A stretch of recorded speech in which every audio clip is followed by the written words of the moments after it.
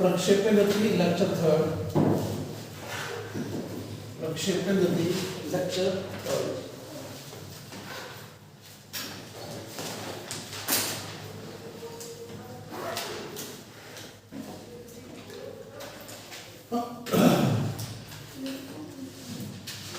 Data set से लिख लेते हैं, ढंग से कैसे क्वेश्चन सारे सॉल्व। एक्स वाई दिशाएं दे रखी है, ये यू स्क्रीन से थीटा कोण पे वस्तु को फेंका गया है जो यू जा रही है। इसका यू एक्स मालूम है हमें, u cos theta, u Y की value u sine theta. A X का मान 0, ए वाई का मान -g। इसका उड्डयन काल, अधिकतम ऊंचाई और परास हम लोग निकाल चुके हैं, ये चीजें निकाल चुके हैं। आगे की डिस्कशन शुरुआत कर रहे हैं। सबसे पहले देख लेते हैं तात्क्षणिक वेग। तात्क्षणिक वेग का मतलब होगा क्षण विशेष पर वेग। क्षण विशेष पर वेग दो दिशाओं में आएगा, एक्स में और वाई में। यानी एक्स अलग से निकालना है, वाई अलग से निकालना है, और वेक्टर को मान रखना है। वी एक्स का मान तो कोई बदलेगा ही नहीं, u cos थीटा का u cos थीटा रहेगा, कारण हमारे सामने है क्योंकि त्वरण ही नहीं है। और vy का मान uy प्लस ay t से आएगा, that is u sin theta minus gt। तो vy का मान इस समीकरण से आएगा। तो नेट वेग जो हो गया वो u cos theta i cap plus u sin theta minus gt j cap से आएगा। यहाँ तक हमें कोई डाउट नहीं होना चाहिए। वेग का परिमाण निकालना है तो वो भी गणना कर लेंगे, गणना हो जाएगी vx² प्लस v² वर्गमूल से। बचा दिशा का मान, तो कितना एंगल हो चुका है, tan phi से लिख लेते हैं phi को। tan phi आ जाएगा vy का vx, चेक करना। जैसे वेग ये रहा तो ये vx है, ये vy है, तो tan phi की दिशा क्या आ रही है, vy by vx आ रही है। vy का मान हमारे सामने पड़ा है u sin theta minus gt, और ये पड़ा है u cos थीटा। तो कितनी चाल हो चुकी है, कितने कोण पे आ चुका है, ये tan phi का मान भी बताया जा सकता है। तो यहाँ से phi का मान tan इनवर्स करके आ ही जाया करेगा। जानना चाहूंगा कि आपको तात्क्षणिक वेग समझ में आ गया क्या? प्रारंभिक वेग का वेक्टर फॉर्म क्या है? प्रारंभिक वेग का वेक्टर फॉर्म है u cos theta i cap plus u sin theta j cap. ये प्रारंभिक वेग है वेक्टर फॉर्म में। हाँ ना, में जवाब दे दीजिए। तो ये सारी बात समझ में आ गई है कि तात्क्षणिक वेग कैसे निकाला जाएगा? पक्का बोल दीजिए बेटा। u sin theta minus gt क्यों आया? बेटा y दिशा में त्वरण नहीं है क्या? तो vy equal to uy plus ay t, uy का मान ये रख दिया और ay का मान माइनस ये रख दिया। Yes sir. हमारे तो रखा वो खास कोई नहीं इसमें काम करते। हाँ ना, में जवाब दे दीजिए बच्चों। क्लियर है सबको? फटाफट नोट कर लीजिए प्रक्षेपण गति के अंदर। नेक्स्ट हेडिंग लिख लीजिए तात्क्षणिक चाल, तात्क्षणिक वेग। तात्क्षणिक वेग, वेग में वेग आ गया वेक्टर फॉर्म में, परिमाण निकाल चुके हैं और कितने एंगल तक झुक चुका है वेक्टर वो भी बता चुके हैं।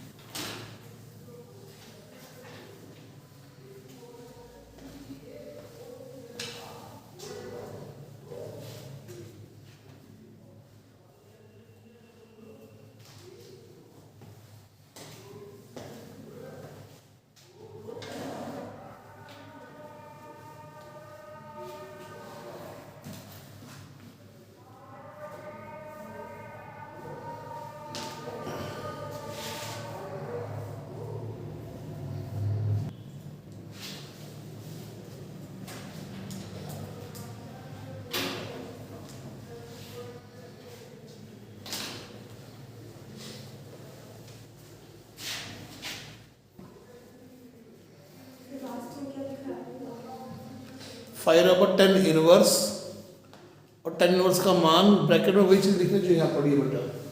ये 10 इनवर्स ये सारा यहाँ पर आ जाएगा, u sin theta minus gt upon u cos theta. जो आप लिख दीजिए कि यहाँ तक का मान सबको समझ में आ गया मामला?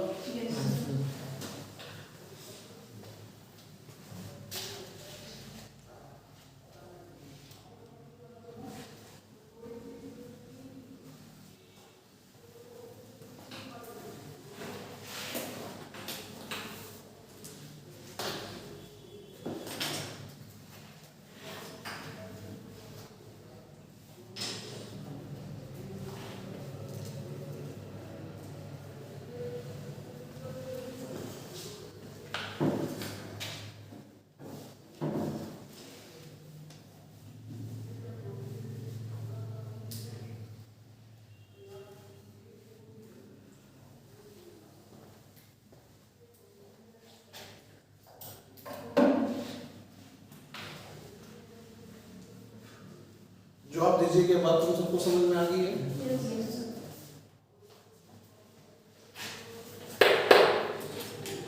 क्लियर हो गया तुम सबको?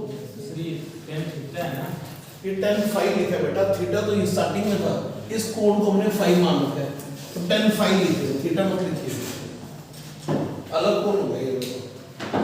क्या समझ में आया कैसे निकाल रहे हैं चीजों को? गड़बड़ मत करना, ढंग से सुनना है चीजों को। हटा रहे हैं, दार्शनिक वेग यहाँ पे खत्म होता है हमारे पास। नेक्स्ट हेडिंग आती है पथ की समीकरण। नेक्स्ट हेडिंग आती है पथ की समीकरण। क्या हेडिंग आती है? तो पथ के समीकरण लिख रहे हैं। पथ के समीकरण निकालने का तरीका बताया था, बता दीजिए क्या बताया था? टी को गायब करने के उससे पहले स्टेप बोल दो, टी टाइम पर x निकालना है, y निकालना है, फिर टी को गायब करना है। तो पहले x दिशा में बात कर लेते हैं। x equal to u cos theta into t, तुरंत तो है नहीं, तो यहां से t का मान आ गया x बटा u cos थीटा। क्या आपको ये समीकरण समझ में आ गया? y दिशा में लिख देते हैं। y दिशा में क्या लिख रहा हूं चेक कर सकते हैं। y equal to u sin theta t minus half gt square, uit plus half mit square, ay का मान ये रहा और uy का मान ये रहा। t का मान रख देते हैं क्योंकि t को गायब करना होता है, तो t की जगह पर आ गया x बटा में u cos theta minus half g t square की जगह पर x स्क्वायर बटा में u square cos square theta. इधर से u कट गया, तो ये आ गया y बराबर x tan theta, yes sir, sin upon cos minus g x square upon 2 u square cos square theta. जवाब दे दीजिएगा, ये तुम्हें समझ में आ गई क्या बात? इसको मैं कैपिटल A मान रहा हूं, इसको मैं एक नियतांक B मान रहा हूं, तो इसकी शक्ल बन गई है ax माइनस bx स्क्वायर। ये भी परवलय की समीकरण है।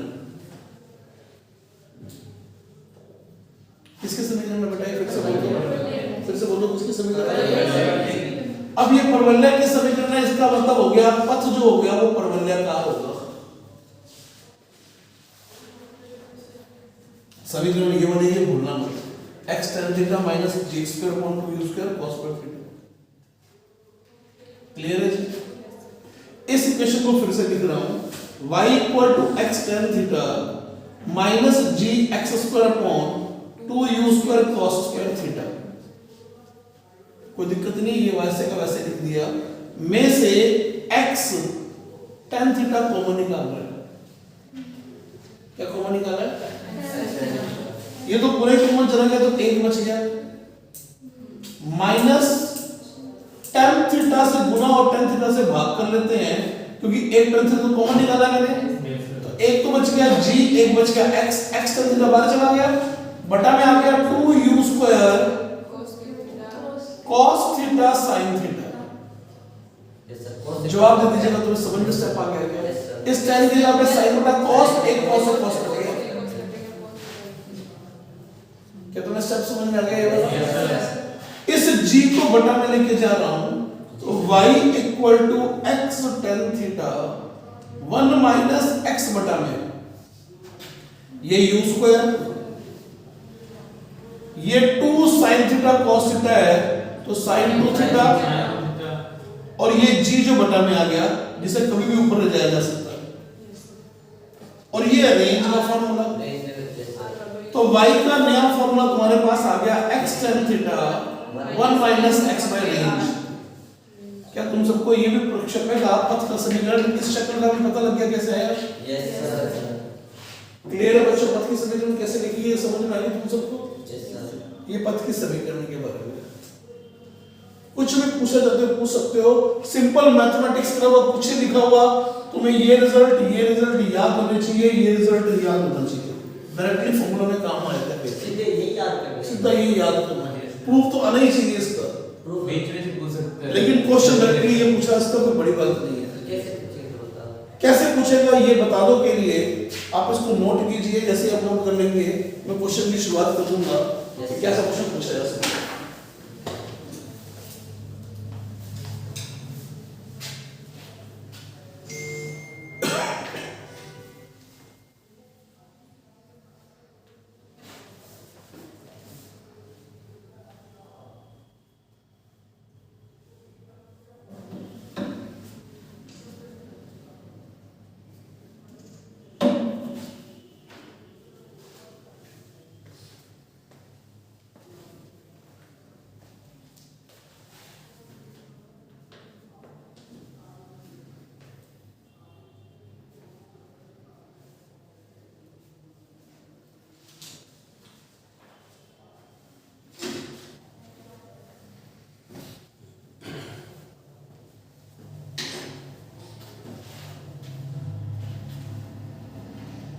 ये डायग्राम उठा देता हूँ आप लोगों की कितनी है इस डायग्राम की अभी।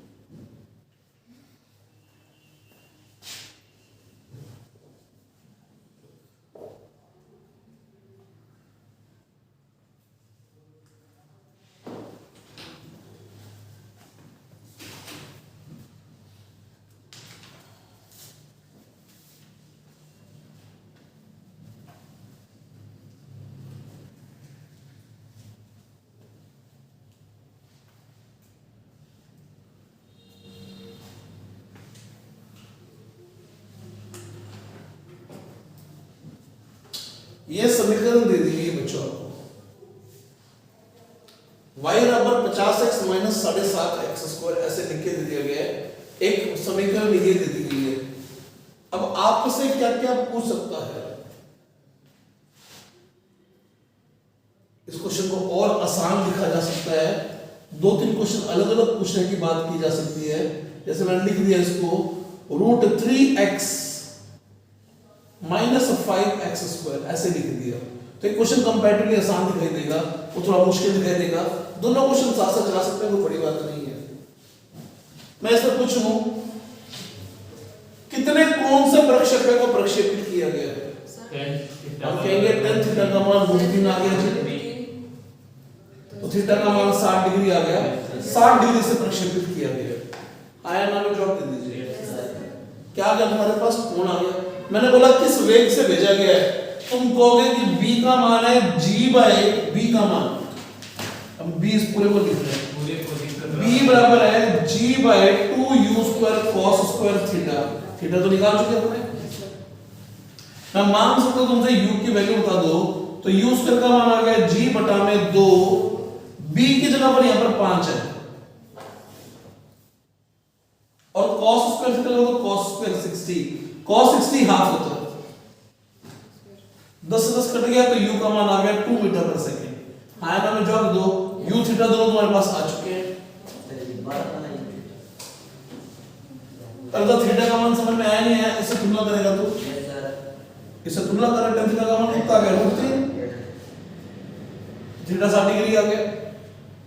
अब b की तुलना कर रहे हैं, b का मान देखो 5 दे रखा है, ax - bx², b का मान 5 है, लेकिन यहाँ पे b क्या है, g/2u² cos² theta, g/2u² cos² theta बराबर b है।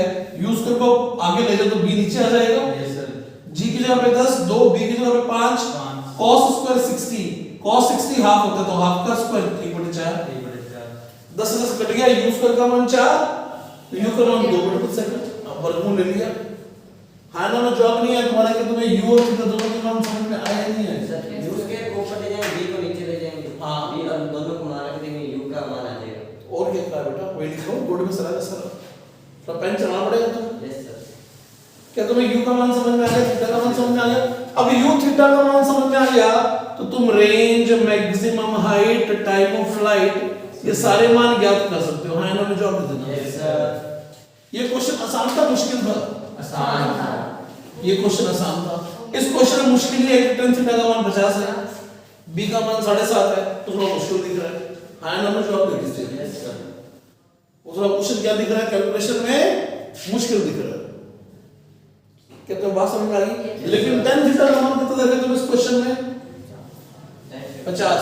अब तुम एंगल नहीं बता पा रहे कि कितने एंगल में फेंक है। हाँ ना, में जवाब दे दो। Yes sir. लेकिन तुम थीटा की वैल्यू नहीं बता सकते, लेकिन tan थीटा बता सकते हो कि ये 50 है तो ये 1 है, तो इसकी वैल्यू भी आ जाएगी 50 का स्क्वायर प्लस 1 का स्क्वायर, अंडर रूट लगभग 50 ही हो गई है वाला। आया ना, में जवाब नहीं आया तुम्हारा यार, अरे लगभग 50 हो गए, कोई बड़ी बात नहीं है। लेकिन फिर भी तुम sin थीटा का मान, cos थीटा का मान याद से देख सकते हो, समझ सकते हो। क्या तुम्हें बात समझ में आ गई कि तुम्हें tan थीटा पता है, इसका मतलब तुम्हें sin थीटा भी पता और cos थीटा भी पता है। Yes sir. तुम इसकी वैल्यू निकाल लोगे। हाँ ना, में जवाब दो यार। क्या यहाँ तक की बात तुम्हें समझ में आ गई सारी की सारी? पक्का जवाब दे दीजिए। तुम्हें यहाँ तक की सारी बात समझ में आ गई है? सर नहीं मतलब शायद नीचे को एक मान नहीं।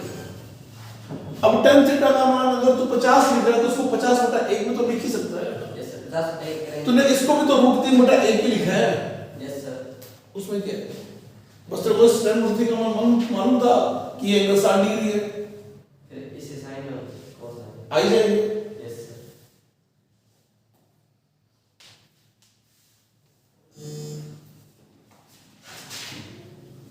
जो बोला समझ में आया क्या? Yes sir.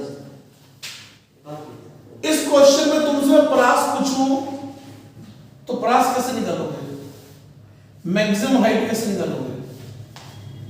इस क्वेश्चन में परास कैसे निकालोगे? मैक्सिमम हाइट कैसे निकालोगे? श्री वाई दे रखा है वो इस दिशा में है क्या विस्थापन? यू वाई इस दिशा में है। परास और मैक्सिमम हाइट कैसे निकालोगे? तो यू निकालेंगे। यू और थीटा निकालना तो परास और मैक्सिमम हाइट आ गई। इस क्वेश्चन में परास और हाइट कैसे निकालोगे? परास और मैक्सिमम हाइट कैसे निकालोगे? ये सारा लिख लिया तुमने इतना वाला क्वेश्चन नहीं सर, क्या? नहीं सर। एनी सजेशन शासक में सोचते रहे कि आसानी से निकल जाएगा परास और मैक्सिमम हाइट। ढंग से सोचोगे तो इस क्वेश्चन में भी और इस क्वेश्चन सर में ये 7.5 जैसे 5 ये माना था 5 को उसका मान वैसे यू वैसे ही करके u का मान निकालेंगे, थीटा का मान निकालेंगे, सॉल्व कर लेंगे, फार्मूला वैल्यू पुट कर देंगे, आंसर आ जाएगा। सेम प्रोसेस माना ही क्या सेम प्रोसेस है हाइना में जो आप सर। क्लियर है जी? ये मान यहाँ से भी आ रहे हैं, वहां से भी आ रहे हैं। लिख लीजिए, फिर पूरी बात समझाता हूँ कि क्या चीज और है देखने लायक जो कि इसमें हो सकती है।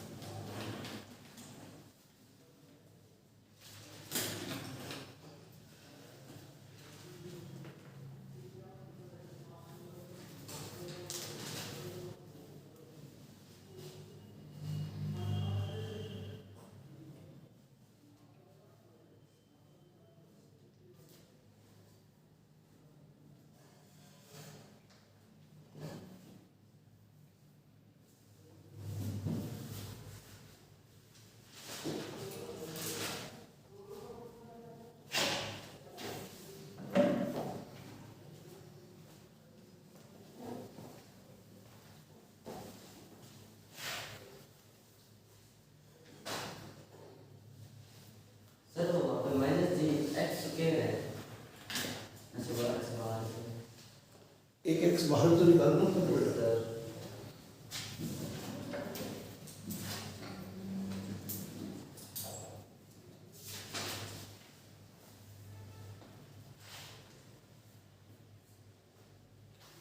ये साइड इरेज कर दूं?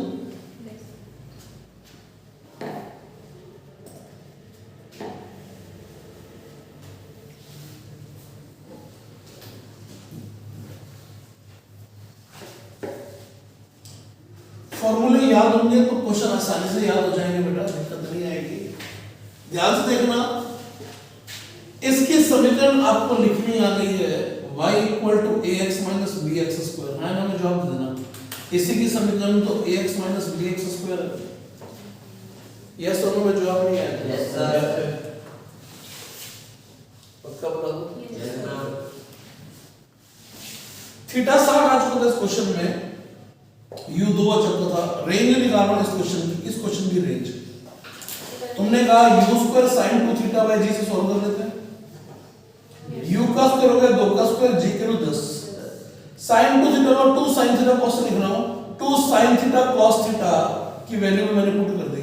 sin 60 ये रहा, cos 60 ये रहा। 2 से 2 कट गया। आयना में जवाब दो रहे हैं। एक दो से दो एक 2 से 2 और काट लो तो ये आ गया रूट 3/5। क्या तुम्हें रेंज समझ में आ गई है? Yes sir. हाइट भी आ जाएगी, बड़ी बात नहीं है। मान ही रखनी है। मान तो रखना। बहुत ध्यान से सुनना मेरी बात, यहां से ध्यान हटाना मत। y equal to ax minus bx square, जहां पर y का मान 0 है वहां पर x का मान या तो 0 है या x का मान रेंज है। हाँ ना, जवाब दे दीजिए।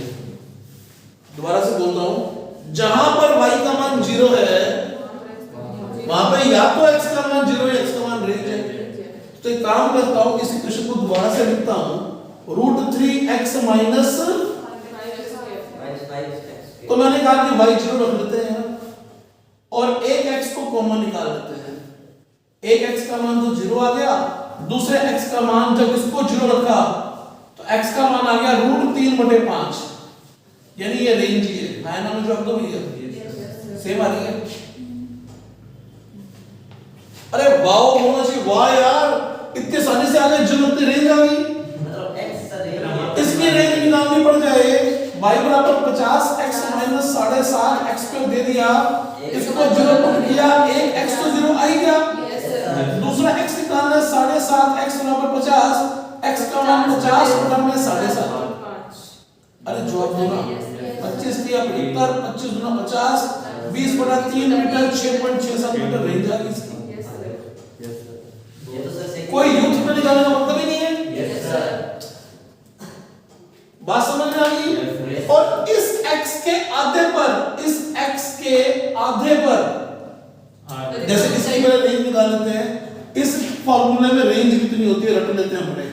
y 0 करना है, एक x छोड़ देंगे तो एक x छोड़ा तो ये बच गया, x का मान आ गया a बटा b। क्या तुम्हें ये रेंज समझ में आ गई है? यस सर, क्या तुम बच्चों को ये प्रास समझ में आ गई? क्या फिर पूछा? अब क्या बोलोगे, x बराबर a बटा 2b पर, ये क्या हो गया सर? ये रेंज का आधा हो गया। यस सर, रेंज का आधा हो गया। ये क्या हो गया? रेंज का आधा। रेंज के आधे पर ये x का मान पुट कर दो, x का मान a बाय 2b पुट कर दो, ax minus bx square. Range के आधे पर y निकाल लो, रेंज के आधे पर आ गया a square by 2b minus के b स्क्वायर में a भी कट गया, a स्क्वायर बाय 4b बच गया a स्क्वायर बाय 4b। ध्यान से सोचो, रेंज के आधे पर जो y होता है वो h मैक्स होता है, यस सर, यानी h मैक्स का फॉर्मूला ये वाला बन गया। आया ना, मैं जवाब दो रहे भैया। यूज फिल्टर की जरूरत इस क्वेश्चन से फिर मेरे से पूछा गया था, इस क्वेश्चन का यूज कैसे, किस इक्वेशन का यूज कैसे करते हैं? क्या तुम्हें कुछ कुछ समझ में आ रहा है? नंबरों से खेलना आसान हो रहा, देख लो। वो फिर मुश्किल लगेगा जहां पर ए बी यू सिंबल आ गए, लेकिन बात पूरी समझ में आनी जानी चाहिए कि हाँ सर, जहां पर परास है वहां पर y का मान 0 है। यस और नो में जवाब नहीं आया था। यस सर, क्या तुम सबको क्लियर होगी ये बात? यस सर, नोट कर लीजिए सारे चीजें बच्चों।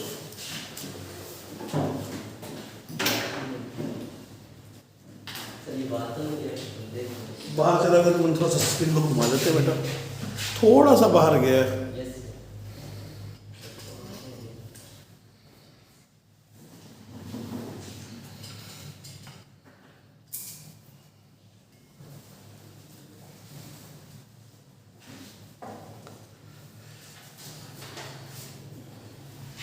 सर, ये क्वेश्चन से लिखना है।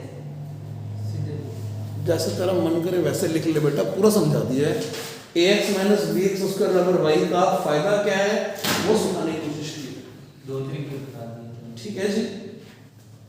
तुलनात्मक अध्ययन में बता दिया सर कि y नेक्स्ट वाला समझ गए हैं, बस नीचे वाला क्या समझ में नहीं आया, फिर से पूछ ले।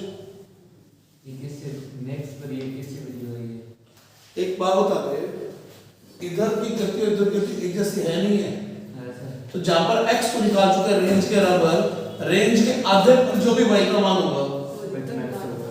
तूने रेंज का आधा कर लिया, ये रेंज उसका आधा कर लिया, और रेंज का आधा तूने यहाँ पर वापस पुट कर दिया इस समीकरण में ax माइनस bx स्क्वायर में। तो अब इस जगह पर जो x का मान रख देने से जो y आएगा, x का मान ये रख देने से जो y आएगा वो अधिकतम y है। आयरन जवाब दे दीजिए।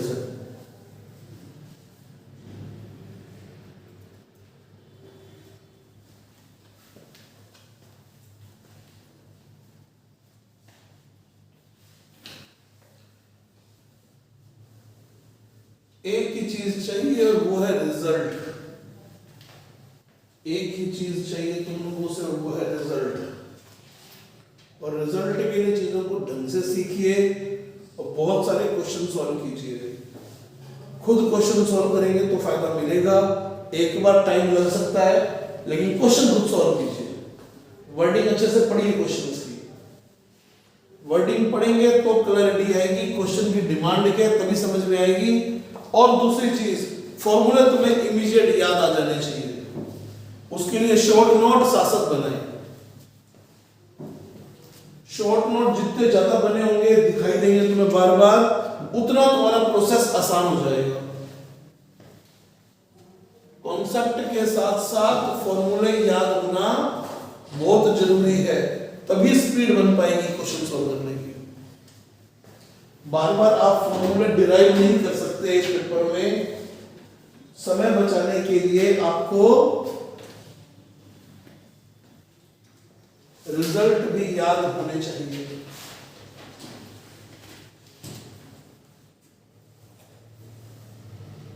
क्या प्रक्षेपण की तुम्हें सारी समझ में आ गई है वाली?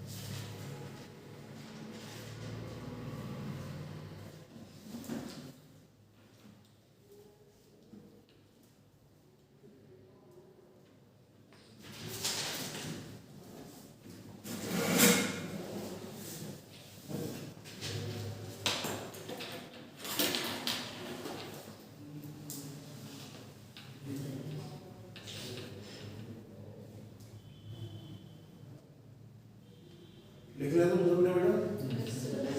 थोड़ा सा एक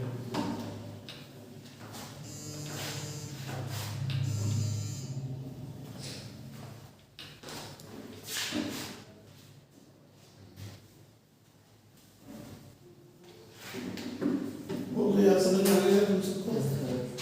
हटाएगा संचलन को? ये प्रोजेक्टाइल मोशन आप लोगों को काफी समझ में आ गया है, किस तरह की चीजें पूछी जा सकती है उसका भी हम लोगों ने अब आइडिया ले लिया। अब सिर्फ और सिर्फ बस क्वेश्चंस करने इस पे बेस्ड।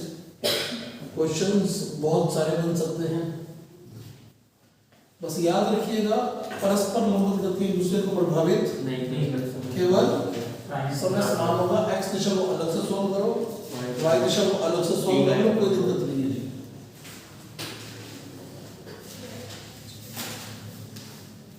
क्या कह रहे बेटा? डायरेक्ट एच और आर मैक्सिमम कर सकते हैं। H maximum R maximum H maximum और R मैक्सिमम का संबंध कौन सा संबंध? ऐसे समझ में नहीं एक बात तुम्हारी मुझे। या सपोज करो तुम्हें थीटा इनवर्स से फेंक है हॉरिजॉन्टल के साथ, तो ये H है। H मैक्स कौन सा? ये खुद H मैक्स है। तुम H मैक्स का मैक्स कह रहे हो या नहीं कह रहे हो वो बता देना। और रेंज का फॉर्मूला जो होता है वो होता है u square sin 2 theta by g।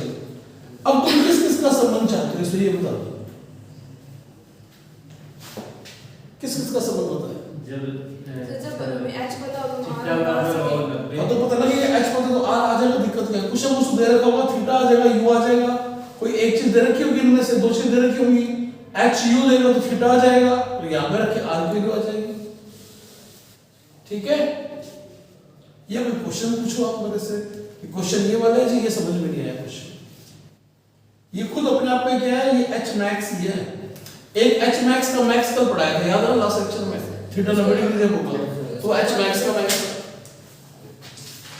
आना मुझे जवाब तो दे दो।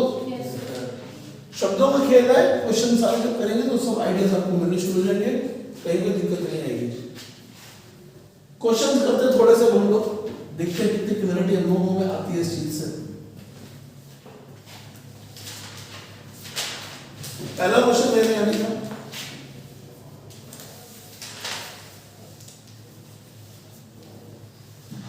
एक कण को क्षैतिज से थीटा कोण पर और ऊर्ध्वाधर से थीटा कोण पर फेंका गया। समान चार्ज u से फेंका गया। क्षैतिज से थीटा, ऊर्ध्वाधर से थीटा कोण पर समान चार्ज u से फेंका गया। ठीक है जी। Height 1 height 2, time 1 time 2, range 1 range 2, इनकी वैल्यूज लिखनी है। बोलिए जी, क्षैतिज से थीटा में फेंका तो हाइट मैक्सिमम का फॉर्मूला, टाइम ऑफ फ्लाइट का फॉर्मूला, रेंज का फॉर्मूला क्या लिख दें? बराबर नहीं होगी थीटा। क्षैतिज से थीटा में फेंका है u स्पीड से, तो ये u sin बनेगा, तो ये आ गया u y स्क्वायर कोण 2g, ये आ गया 2 uy by g, और रेंज का formula u square sin 2 theta by g। आना मुझे जवाब दे दीजिए। और जब ऊर्ध्वाधर से फेंका, ये फेंका क्षैतिज से,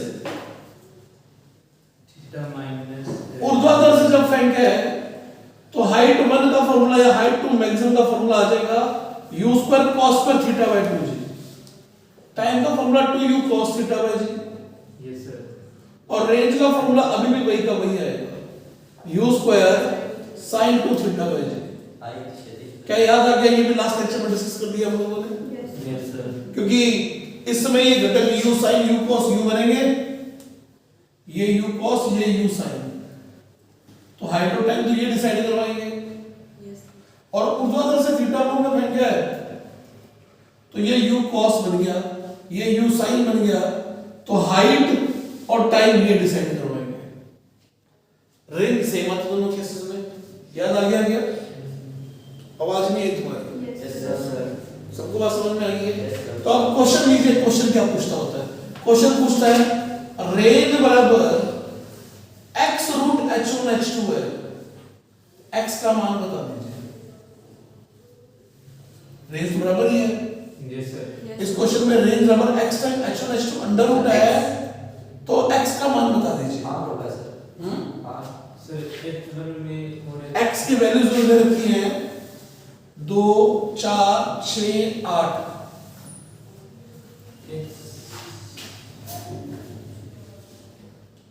तो क्या करना चाहिए? ऐसे उंगलियां लाने की बजाय sin स्क्वायर h1 h2 गुना कर लो, वर्गमूल ले लो, रेंज से कैसी शक्ल बन रही है वो चेक कर लो, x का मान आ जाएगा। जैसे अपन h1 h2 का गुना करते हैं और वर्गमूल भी लेना है, तो वर्गमूल का निशान भी लगा लेते हैं, बाद में गुना भी लिख लेते हैं। गुना हो गया u square sin square theta बटा में 2g, और ये आ गया u square cos square theta बटा में 2g। है ना? मुझे जवाब दो। एक तो u स्क्वायर बाहर आ गया, एक 2g बाहर आ गया, 2g तो 2 बार है, u स्क्वायर 2 बार था, एक sin थीटा आ गया और एक cos थीटा आ गया। है ना? मुझे जवाब दो। अरे क्या तुम्हें समझ में आ गया? ये h1 h2 का मान है। अब क्या करें? तुलना r से करनी है इसकी, तो क्या करें? को के किसको रेंज में बदल देते हैं। ये सारी चीज कितनी है? ये सारी चीज रेंज की आधी है, क्योंकि यहाँ पर 2 होता तो वो रेंज बनती है। ये सारी चीज आर्बिटर 2 है और 2 पहले से पड़े हैं। रूट तो कोई है ही नहीं यहाँ पे भाई साहब। अंडर रूट लेने के बाद का तो मामला कर देंगे, क्योंकि ना आर का क्या कर देंगे? आंसर आगे करना क्या है? तू क्या 4 को सामने ले जाओ, जो पूछा वो शक्ल बन गई, तो x का मान 4 आ गया। आर का क्या लेगा? आर तो पहले आर पड़ा है, वर्गमूल भूल ना इसको कुछ। क्या तुम्हें समझ में आ गया डिमांड क्या है? कैसे सॉल्व हुआ? h1 h2 के गुणनफल का वर्गमूल निकालना पड़ेगा। निकल गया। उसका r से संबंध निकालना है तो इसको r में परिभाषित कर लेगी। r में इसका नाम क्या बनेगा? r में इसका मान r + 2 बना। सर आर का मान भी रख सकते हैं। कट करके दो। अरे वही रख सकते हैं, क्या रखा है वही है, बस उसको r की फोटो में लिख दिया अपन ने। है ना? मैं जॉब कर दिया, या ये कह दो कि r से भाग दे दिया। यस और जो लिख रहे हो तुम्हारे सामने है, इसको रेंज के फॉर्म में चेंज कर दिया। जवाब दे दीजिए, समझ में आ गया? फॉर्मूले में सिर्फ 2 होता है। अरे 2 लिख तो दिया, तभी तो उसको r + 2 लिखा है भाई। 2 से गुना 2 से भाग करके इसको r लिख ले तो 2 2 4 पे बन गया। Yes sir. थोड़ा गणित में स्पीड बढ़ाए भाई साहब, मामला गड़बड़ है ये। थोड़ा गणित के अंदर की स्पीड अपनी समझ को बढ़ाए अपनी कि क्या लिख रहा हूं। बात समझ में आ रही है? Yes sir. हमें समझ में आ गया r = 4। अगर मैं इसको ऐसे लिख दूं r बराबर समथिंग इनटू t1 t2, इस समथिंग को डिफाइन करो, इस x को डिफाइन करो, तो अब क्या करोगे? अब टाइम के टाइम से गुना करेंगे। ये x फिर से निकालना है या y निकालना है, जो भी मान दे रहा है। पावर में इसके टाइम। अरे पावर नहीं, गुना में इसके साथ। पावर तो पावर में लगाता हूं मैं। कहां पावर लिखा हुआ है? तो पावर लिखा ऐसा हुआ लग है। रहा है जैसे T1 अगर लग रहा है पावर है तो मैं इसको चेंज कर देता हूं, r बराबर n t1 t2 लिख रहा हूं। अब तो पावर लिखेंगे n का मान निकालना है, तो क्या करें? पहले t1 t2 को गुना करेंगे। जब t1 t2 को गुना किया तो वो था 2u sin θ/g और एक था 2u cos θ/g। 2u cos θ, ये 2 बाद लिख दिया बाय g। क्या तुम्हें दिखाई दे रही है रेंज है? Yes sir. Yes sir. क्या तुम्हें दिखाई दे रही है रेंज है? Yes. तो t1 t2 का मान कितना आ गया? t1 t2 का मान आ गया 2r/g। Yes sir. तो n का मान बता दो। सर 2 अबे 2/g नहीं है, g/2 है, क्योंकि r बराबर n t2 इसको उधर लेके जाना पड़ेगा। यस तो g/2 में अगर g का मान 10 दे रखा है तो 5 आ गया। Yes sir. 9.8 दे दो, 4 पहुंच आ गया। है ना? मैं जवाब दो भैया। क्या किस तरीके के क्वेश्चन बन सकते हैं इस आर्टिकल में, ये भी समझ में आ गया तुम लोगों को? क्या नोट करो भैया।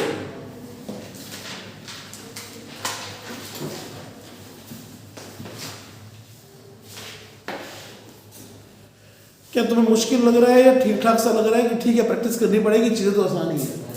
प्रैक्टिस मांगती है। प्रैक्टिस मांगती है, कंपटीशन है तो प्रैक्टिस तो मांगती है सर। और समझ में मुश्किल नहीं है तुम्हारी, ये दिखाई दे रहा है तुम्हें?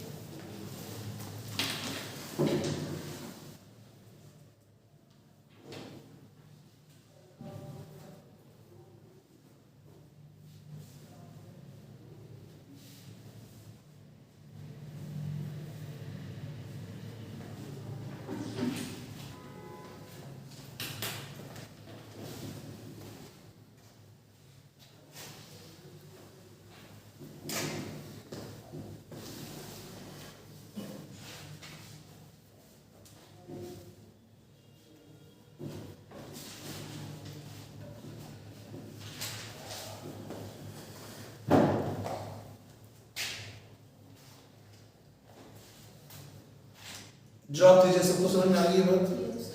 Any doubt? क्या क्वेश्चन करने सीख रहे हो, कैसे क्वेश्चन हो रहे हैं इसके जीरो के अंदर? आगे बढ़ते हैं इस बात पे।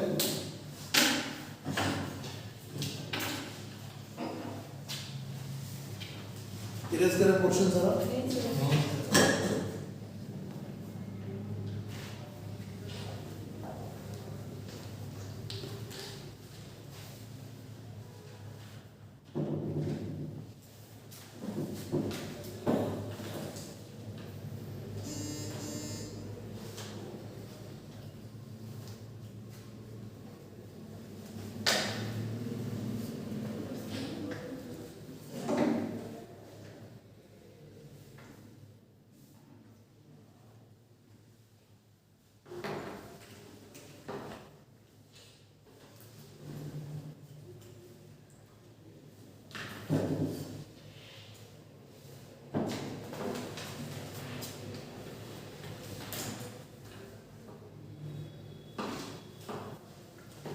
जवाब दीजिए, इरेज करें क्वेश्चन सारा में। वो कॉलम पड़ा है, ये कॉलम हटा रहा हूं।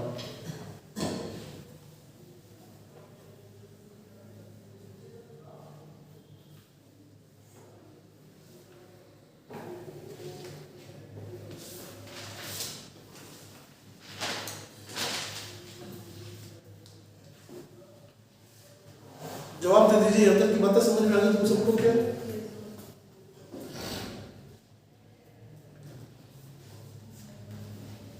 प्रक्षेप्य गति पढ़ रहे हैं हम लोग, ध्यान रखिएगा। 2D मोशन की क्वेश्चन सॉल्व कर रहे हैं, गड़बड़ मत कीजिएगा इसके अंदर बिल्कुल भी। सारी चीजें आपके सामने हैं। नेक्स्ट क्वेश्चन ले रहा हूं, क्वेश्चन की वर्डिंग देखिए। एक कण को या प्रक्षेप्य को क्षैतिज से अल्फा कोण पर यू चाल से प्रक्षेपित किया गया है।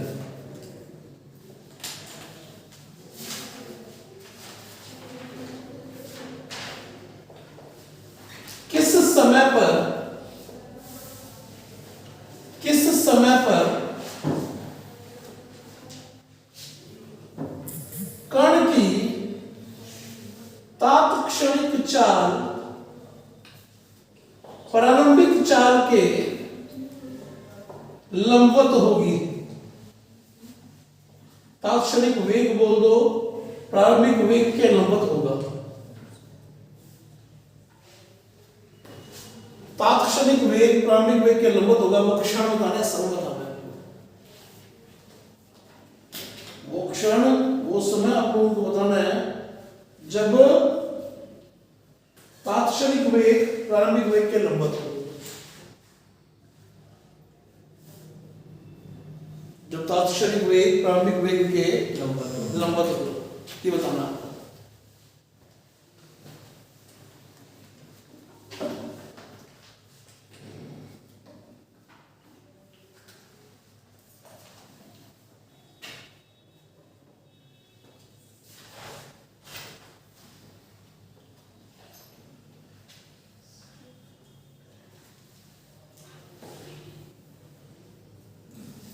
बताइए जी,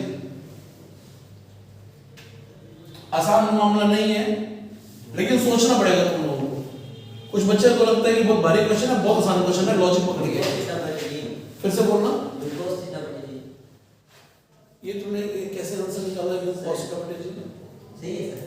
सही नहीं है, पर कैसे निकाला? सर मतलब वेग प्रथम वेग, तेरा हाथ जो का जो इशारा है वो ठीक लग रहा है अभी तक, तो ये प्रथम वेग हो गया इसका या प्रारंभिक वेग हो गया?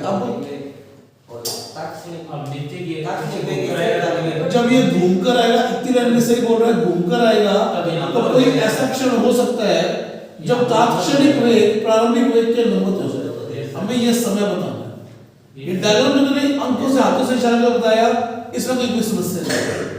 अब तुमने वो आंसर कैसे बताया? सर टी समय कितना होता है?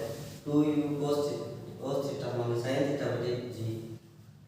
क्या cos और sin दोनों बोल रहे बेटा? समझ नहीं आ रहा। sin थीटा बटे। क्या ये पूरा उद्देश्य का ले गया समय क्या? कोई मुद्दा नहीं उसका।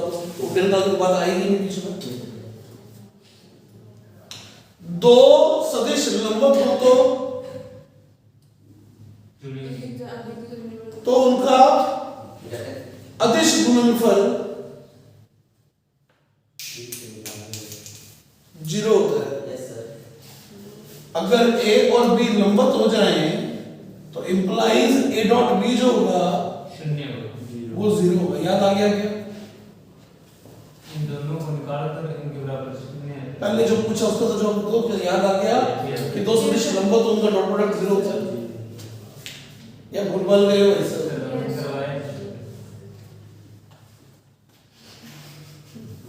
बहुत अच्छी बात है। जिनको करवाया उनको कौन सा याद आया? सर 0 ए डॉट बी 0 होता है। Yes sir. तो इसका प्रारंभिक वेक्टर हमें मालूम है कितना है, u cos theta i cap plus u sin theta j cap. क्षण विशेष पर वेग थोड़ी देर पहले निकाला आप लोगों ने कि x बदलेगा नहीं, y वेग लिखा जा सकता है ये वाला। आयना में जवाब दे दीजिए, ये vx तो बदलेगा नहीं, vy ये रहा। थोड़ी देर पहले ताशरी में निकाला प्रक्षेपण का ये होता है 30 समय के बाद वेग। और ये दोनों लंबवत है क्योंकि u v के लंबवत है, इंप्लाइज u डॉट v 0 होना चाहिए। Yes sir. तो i का i से गुना, j का j से गुना, इसका इससे गुना किया तो u square cos square theta, इसका इससे गुना किया तो दो टर्म्स आएंगी, एक तो आएगा u square sin square theta, एक आएगा माइनस का u sin थीटा gt। ये पूरा तो u स्क्वायर बन गया, ये बराबर में चला गया u sin थीटा gt। एक u से u कट गया, t निकालना है तो u के बटा में आ गया g sin थीटा। या फिर लिखा जा सकता है u by g cosec theta. Theta की जगह पे अल्फा लगा देना क्योंकि क्वेश्चन में अल्फा दे रखा है। आयना में जवाब दे दीजिए, क्या पूरी बातचीत तुम्हें समझ में आई है? कितने समय बाद लंबवत हो जाएंगे पता लग गया तुम सबको? u by g cosec alpha. Okay, ये प्रक्षेपण गति के बारे में हुआ।